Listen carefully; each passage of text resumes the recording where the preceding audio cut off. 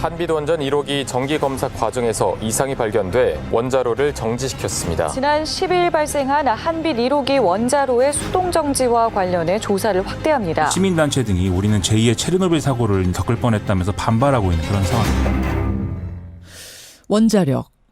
그 힘을 그대로 발산하게 두면 그게 원자폭탄 되는 거고요. 그 힘을 잘 제어해가며 쓰면 원자력 발전이 되는 거죠. 그래서 원자력 발전소의 원자로는 그 출력 제한치가 있습니다. 자동차 브레이크에 해당하는 제어봉이라는 걸로 제어를 해가면서 쓰는 겁니다. 그런데 5월 10일 영광에 있는 한빛원전 1호기가 5% 출력 제한치를 초과해서 무려 18%까지 높아지는 상황이 발생했습니다. 원자력 안전법에 따르면 즉시 원자로를 멈춰야 하는 상황이었다는 건데 한빛 1호기는 12시간이 지난 뒤에서야 수동으로 정지됐다는 사실이 뒤늦게 드러났습니다. 여러분, 반경 30km 이내에는 13만 명이 살고 있고요. 40km 떨어진 데 이제 광주가 있는데 거기는 인구 145만 명 도시죠. 그런데 도대체 어떻게 이렇게 안일한 대처를 하게 됐는지, 왜 이런 일이 발생했는지 오늘 좀 짚어보겠습니다. 먼저 한빛원전 1호기를 운영하고 있는 곳 한국수력원자력의 전휘수 기술총괄 부사장 연결하겠습니다. 부사장님 나와 계세요. 네, 안녕하세요. 예, 그날 이 원자로의 출력을 체크하고 있던 직원은 몇 명이나 됩니까? 기본적으로는 그 원자로 출력을 담당하는 운전원이 1명이 있고요. 예. 그 이외에 전반적으로 원자로의 안전에 관련된 사항을 점검하는 안전차장이 있고요. 예. 그리고 그 발전팀 전체를 총괄하는 발전팀장이 있습니다. 근데 5% 출력치를 넘어서 18%가 되는 데까지도 바로 정지시키지 않은 건 왜죠? 상세히 설명드리면 조금 설명이 필요할 것 같습니다만 어쨌든 우선 제어봉을 테스트하는 과정에서 같이 움직여야 하는 8개 제어봉 중에 하나가 약 한 12스텝 정도 차이가 있는 상태로 움직이는 것을 확인을 했습니다. 제어봉은 전부 같이 움직여야 되기 때문에 막 브레이크 같은 역할을 하는 제어봉. 네, 제어봉이라는 것은 이제 원자로의 출력을 조절하는 설비이고요. 그렇죠. 네. 그래서 이 부분을 이제 교정을 하기 위해서 정비부서와 협의를 한 결과 요런 그 위치 편차가 발생을 했을 때 교정하는 제어봉 위치가 0스텝, 100스텝, 231스텝 이렇게 이제 교정을 하게 돼 있는데 이제 0스텝에서는 한번 교정을 했기 때문에 100스텝에서 교정을 하기로 결정을 하고 그 당시 제어봉이 66스텝인 상태에서 100스텝까지 이제 인출을 하게 된 겁니다.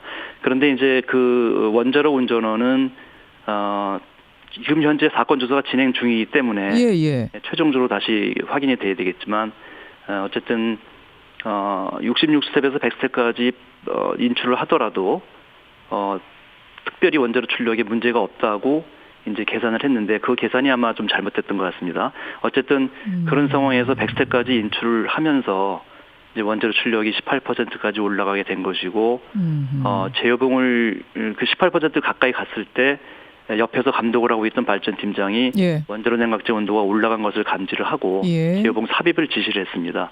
그래서 제어봉이 삽입되기 시작해서 출력은 다시 수분 이내 한 1% 그리고 그 이후에는 0% 수준을 유지를 했고요. 자, 아까 18% 출력치를 친 것은 잠깐이었고 바로 안정치를 찾았기 때문에 바로 중지시키지 않고 한 12시간 더 지체 후에 중지시켰다 이런 말씀이시네요. 정확히 말씀드리면 그 원자로 출력이 18%까지 올라간 그 결과로 증기발생기의 수위가 올라가고 증기발생기의 수위가 올라가서 주급수 펌프 정지 신호가 발생을 하고요. 당시에는 주급수 펌프가 운전되고 있지는 않았지만 주급수 펌프 정지 신호가 발생을 하면 보조급수 펌프가 기동을 합니다. 보조급수 펌프는 이제 모든 급수가 다 상실됐을 때 최후로 증기발생기에 급수를 공급해서 원자로를 냉각시킬 수 있는 설비입니다. 안전설비 중에 하나이고요. 네, 보조급수 펌프가 자동 기동을 하게 되면 원자력안전위원회에 보고를 해야 됩니다. 그래서 발전소에서 실제 벌어진 보조급수 펌프 자동 기동 그 상황도 이제 발전팀에서는 거기에 따른 적절한 운전 조치를 수행을 해야 되고요. 또 이제 보고 대상 사건이 발생을 했기 때문에 한편으로는 대내외에 보고도 해야 되고 이런 조치를 수행하는 과정에서 그 운영기술지침서 요구사항 즉 출력 제한치 5%를 넘지 말아야 된다. 예. 그리고 넘었을 경우에는 원자로를 정지시켜야 된다. 이런 조치 요구사항을 그 당시에는 챙기지 못했던 것 같습니다. 그러니까요. 그걸 왜 못 챙겼느냐가 지금 제 질문이었습니다. 네, 이게 18%까지 간 상황이었다면 지금 말씀하신 절차들을 지키더라도 일단은 좀 중지를 시켜놓고 안전한 상황으로 만들어놓고 그 후에 뭐 보고하고 뭐 이런 작업들을 했었어야 되는 게 아닌가? 네. 시민 입장에서 그런 생각이 들어서요. 그 당시에 발전팀이 그런 사항을 인지하고 있었으면 당연히 지켰을 텐데요. 제가 말씀드린 대로 이제 그런 다른 조치들을 수행하면서 거기까지 생각이 미치지 못했다고 말씀드릴 수가 있고요. 그러면 운영기술서 조치요구사항을 왜 안 지켰느냐 이제 결국 질문이 여기 모여지게 되는데 그렇죠. 사실 운영기술지침서가 상당히 방대합니다. 그 모든 것을 다 외우고 운전들이 할 수는 없는 노릇입니다. 그래서 운영기술지침서 요구사항을 잘 지키기 위해서 우리가 하고 있는 일들은 어떤 비정상 상황이 발생하면 거기에 대응하는 절차서 거기에 이제 그런 것들을 집어넣고 또는 발전소에 이상 상태가 발생하면 경보청에 경보가 울리게 돼 있는데 그런 경보가 울렸을 때 이 경보는 이런 운영기술지침서 요구사항이 있다.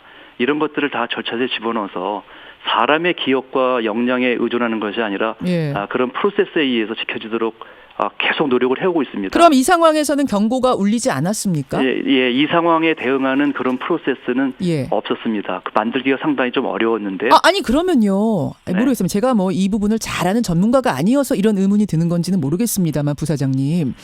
지금 원자로가 뜨거워지면 상식적으로 뜨거워지면 안 된다는 걸 우리는 알고 있고 위험해진다는 걸 알고 있는 상황에서 18%까지 열 출력이 올라갔다면 5%가 제한치인데 그걸 넘어서서 18%를 한 번이라도 친 적이 있다면 상당히 위험해 보이는데 사람의 힘으로서는 그 지침을 외우지 못하고 있고 경고창에 경고 알림은 울리지 않고 이거 그럼 어떡합니까? 너무 위험한 상황 아닌가요? 네, 그 부분에 대해서 설명을 드리겠습니다.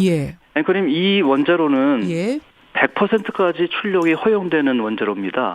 최대치는? 더 정확히 말씀드리면 109%까지도 안전하다고 평가가 되어 있는 원자로입니다. 물론 우리는 100% 이내에서 운전을 하고는 있지만요. 5%는 이제 여유도로 주어진 거고요.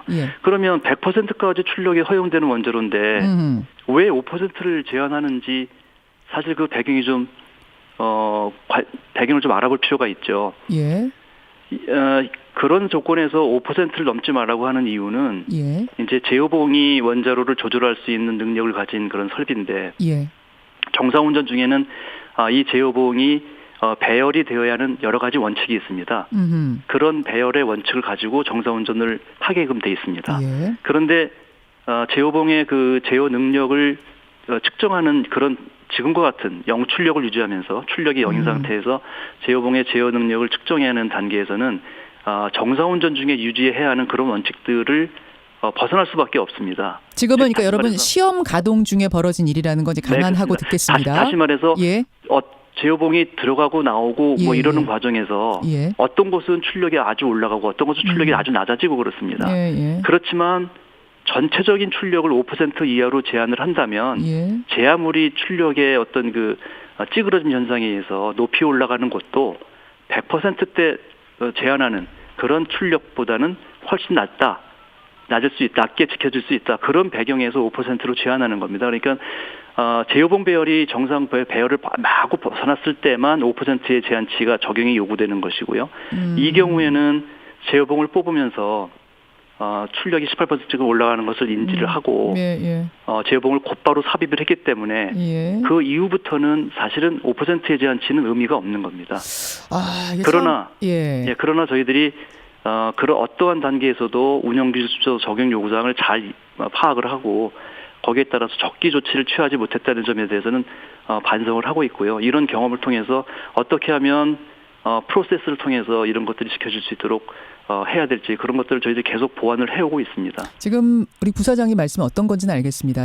보통 가동 중에는 100까지 할 수 있는 것을 시험 가동 중에는 5%로 제한해 놓은 상황에서 18%를 한 번 친 것인데 이것이 바로 사고로 이어진다든지 뭐 이런 위험한 상황까지는 아니라는 걸 지금 국민들께 설명해 주시고 계시는 건데요. 그렇습니다. 그럼에도 불구하고 5%라는 제한치를 한수원이 만든 거 아니겠습니까? 그건 지키라고 있는 것인데 이게 분명히 네, 넘었음에도 불구하고 12시간을 그냥 운영했다는 점. 또 12시간 후에 중지를 하셨잖아요. 이거는 위험했다는 것을 스스로 인정하신 거 아니겠습니까?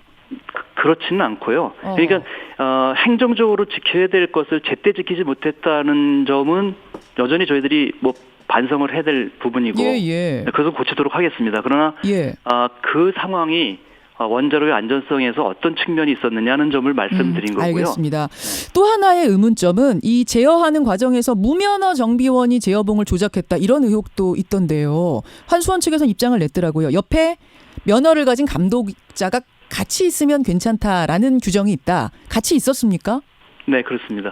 어제까지만 해도 같이 있었는지 여부가 지금 파악이 안 된다라는 게 입장이었는데 지금 같이 있었던 걸로는 파악이 되나요? 네, 이거는 이제 원자력안전위원회가 지금 특별조사단이 와서 조사를 하고 있기 때문에 저희들이 사실 사업자로서 조사 과정에서 어떤 조사에 영향을 줄 수 있는 그런 발언을 하기가 상당히 조심스럽습니다만 어쨌든 그 당시 발전팀장은 제어봉 조작 과정에서 본인이 그 설비 바로 옆에서 전반을 다 통제하고 감독했다는 것은 초기부터 지금까지 계속 일관되게 진술을 하고 있습니다.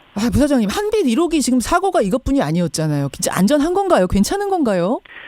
네, 사고라고 표현을 하셨는데 사실 사고의 정의가 따로 있습니다만 어쨌든 크고 작은 거 다 합쳐서 한빛 1호기에서 사건이 최근에 다른 발전소에 비해서 다소 많았다고는 얘기할 수 있을지 모르겠습니다. 그런데 전체적으로 이제 일시적으로 그런 것일 뿐이지. 예를 들면 저희 한빛 1호기와 같은 완전히 동일한 원자로가 한빛 2호기도 있고 또 고리 3호기도 있고 4호기도 있습니다.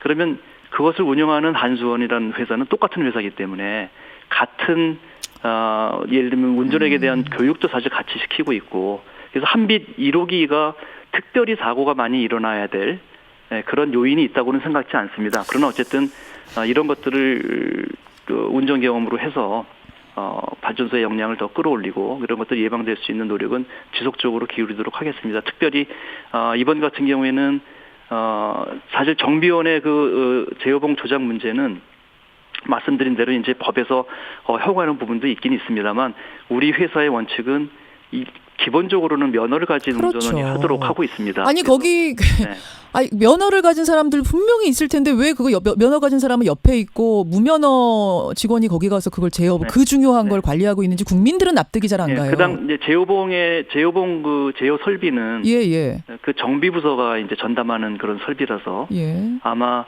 그 당시에 발전팀과 그 정비부서 간에 그러한 업무 분장을 하면서 발전팀장이 내가 감독을 할 테니 그렇게 하라고 이제 그랬던 것으로 그런 정황으로 이해를 하고 있습니다만 말씀드린 대로 이제 이런 조사는 진행 중이기 때문에 끝나면 더 정확히 밝혀지겠습니다만 어쨌든 여기까지 들어야 될 것 같습니다. 뒤에 또 인터뷰가 기다리고 계셔서요. 고맙습니다. 한수원의 전 휘수 부사장 먼저 만나봤습니다. 이어서 우려를 표하는 입장도 들어봐야겠죠. 환경운동연합 양희원영 사무처장 연결합니다. 사무처장님 나와 계세요. 네, 안녕하세요. 설명을 쭉 들으셨을 거고 워낙 전문적인 분야라 우리 청취자들도 반은 이해하고 반은 또 이해하지 못하시는 부분도 있으실 것 같아요. 저도 그렇고요. 조금 종합을 해보자면 시험 가동 중이었고 시험 가동 중 제한치가 5%였던 거지 정상 가동 중에는 109%까지도 출력할 수 있는 것이다. 따라서 그렇게까지 지금 위험한 상황은 아니었다라는 말씀입니다. 네네. 체르노빌 원전 사고도 테스트하다가 사고 난 거예요. 시험 가동 중에. 시험 가동이라기보다 그러니까 테스트하다가 사고가 난 거죠. 그러니까 이런 테스트할 때 위험한 상황이라고 얘기하는 게 저출력 상태이기 때문에 오히려 더 위험하다 이렇게 얘기를 하거든요. 물론 체르노빌 원전과 우리나라 경수로 원전을 단순하게 비교하는 건 맞진 않아요. 서로 원자로 노용이 다르기 때문에 체르노빌은 우리나라 월성 원전하고도 비슷한 건데 중수로 원전 경주 월성에 있는 거요. 이거는 온도가 올라가면 출력이 급상승을 해요. 그러니까 출력이라는 건 핵분열 반응이 일어나는 거거든요. 원자로라는 건, 그러니까 우리가 원자력 발전소를 쓴다는 건 핵분열 반응을 속도를 조절하면서 그 열을 쓰는 거지 않습니까? 예. 그런데 폭주가 일어난다. 이건 제어하지 못할 정도로 핵분열 반응이 급증하게 되면 그게 이제 폭발로 이어지는 겁니다. 그런데 체르노빌은 그렇게 폭발을 한 거죠. 그리고 열이 올라가면은 급증을 합니다. 그렇게 핵분열 반응이. 하지만 경수로는 열이 올라갈 때 그 핵분열 반응이 올라가다가도 뚝 떨어져요. 예. 그래서 이제 핵공학적으로는 그렇게 급증하지 않을 거다라는 게 기본적인 이제 원리이긴 한데, 문제는 열이 올라가지 않고 오히려 냉각될 경우에, 과냉각이 될 경우에 또 폭주를 할 수가 있거든요. 그래서 원자로라고 하는 거는 어떤 형태로든 똑같이 비교할 수는 없어요. 하지만 핵분열 반응이 급증할 수 있는 상황은 발생할 수 있다는 거죠. 그러면 그거를 항상 예. 지금 이야기가 좀 워낙 어려워서 그럼 쉽게 말하면 지금 18%를 잠깐 치고 내려왔다. 그리고는 5%의 안정성을 유지했기 때문에 네네. 큰 문제가 없다라는 말 맞습니까? 틀리는 겁니까? 그 어떻게 될지 알 수 없죠. 알 수 없는 거다. 그렇죠. 그러니까 매뉴얼대로 했었어야 된다. 알 수 없는 거기 때문에 매뉴얼대로 했었어야 된다. 그 말인 거죠. 왜 그러니까 웨스팅하우스형이라고 하는, 그러니까 이 경수로 원전에 대해서 미국에서 이 운영 기술 지침서가 이미 나와 있고 그걸 우리나라가 가지고 온 거거든요. 왜 5% 이상이 되면 바로 즉시 정지를 시켜야 된다고 나와 있냐면 그게 단 1초 사이에도 엄청나게 높게 출력이 올라갈 수도 있는 거예요. 왜냐하면 핵분열 반응 속도가 10,000분의 1초예요. 10,000분의 1초에 한 번 핵분열 반응이 일어날 수 있거든요. 그럼 1초 동안에는 10,000번 핵분열 반응이 일어날 수 있다는 겁니다. 그러면 급증할 수 있는 거죠. 그래서 5%만 넘어가도 그걸 바로 꺼야지 더 심각한 상황을 가지 않을 거라고 보는 거죠. 물론 주변에 안전장치가 다 있죠. 그렇기 때문에 25% 넘어가면 자동으로 정지가 되도록 되어 있고, 그것 말고도 주변에 여러 안전장치가 있기 때문에 더 크게 영향을 미치지 않을 걸로 우리는 예상을 하지만, 그럼에도 불구하고 그런 안전장치들이 어떤 이유인지, 뭐 인적 실수인지 아니면 다른 자연재해인지 어떤 상황에서라도 작동이 안 될 수 있거든요. 그러니까 가장 보수적으로 위험한 상황에 아예 들어가지 않도록 5%만 넘어가면 원전을 중지하도록, 그러니까 수동으로 중지하도록 그 조치가 운영 기술 지침서에 나와 있는 거죠. 그런데 이제 앞에 부사장님 말씀은 이게 워낙 지침이 여러 가지이기 때문에 사람이 다 그걸 외우고 있을 수는 없다라는 말씀을 하세요. 그러면 외우고 있을 수가 없으면 이게 뭐 경고 알림이라도 떠야 되는데 왜 그거는 안 울리는 건지. 이게 안전은 안전할 때 지켜야죠. 이렇게 사고 난 다음에 그걸 이후로 교훈을 배워서 지키면 안 되는 거잖아요. 이런 출력이 급증하는 사고가 다른 나라에 있었어요. 있었기 때문에 우리나라도 이것에 대해서 사실은 미리 준비를 하고 있었어야 되는데 그러지 못한 거죠. 그건 제가 보기엔 안전 문화의 문제라고 생각하는데요. 우리나라는 그 구조상 체르노빌 원전 사고와 같은 출력 급증 사고는 일어나지 않을 거라고 생각하는 안이함이 규제기관이나 아니면 이 사업자 쪽에서도 있었던 게 아닌가. 그러니까 그걸 몰랐다 이렇게 얘기하시는 거 아닙니까? 이 지침을 다 외우지 못할 수 닿는다는 부분은 이해는 우리가 해야 되는 건가요? 그래서 또 원자로 안전위원회가 있는 거잖아요. 관리 감독을 하는 데가 있지 않습니까? 저는 오히려 뭘 보냐면 실수를 할 수 있죠. 이렇게 갑자기 출력이 급증하는 경우가 생길 수 있죠. 근데 거기에 대해서 규제기관은 명확하게 그 조치를 취하지 못한 것을 바로 중지 명령을 했어야 되는데 그걸 12시간 동안 끌었다는 거잖아요. 12시간 동안 회의 같은 게 있어. 중지할 것인가 말 것인가 회의가 있었다고 하는데. 근데 이 기술 지침서를 찾는 거는 금방 찾을 거 아닙니까? 네. 근데 저는 0%에서 왜 중지를 하지 않았을까? 알겠습니다. 계속 원전 가동을 해야 된다, 가동률을 높여야 된다, 이런 압박도 있지 않았을까? 이런 생각도 드는 거예요. 외부에서 보기에는. 오늘 뭐 두 분이 워낙 뜨겁게 인터뷰를 하셔서 제가 여기서 인사를 드려야 될 것 같습니다. 고맙습니다. 네. 환경운동연합 양희원영 사무총장이었습니다.